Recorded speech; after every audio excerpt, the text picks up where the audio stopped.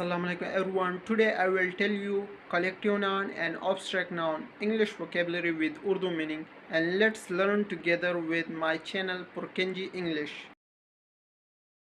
How to pronounce this word clean. Number 13. Clean in Urdu saaf. How would it be used in a sentence? Clean. Keep your room clean. In Urdu apna kamra saaf rakho. How to pronounce this word old. Number 14. Old. In Urdu, purana ya Buddha. How would it be used in a sentence? Old. This is an old book. In Urdu, ye ek purani kitab hai. What is collective noun? Collective noun definition. A noun that represents a group of people or things is called collective noun.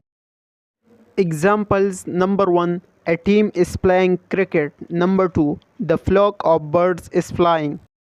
What is abstract noun? Abstract noun definition. A noun that refers to an idea, feeling, or quality, not something physical. Examples. Number 1. Honesty is the best policy. Number 2. Love is powerful. Thanks for watching. If you enjoyed this video, so please subscribe our channel for more contents and let me know your thoughts in comment.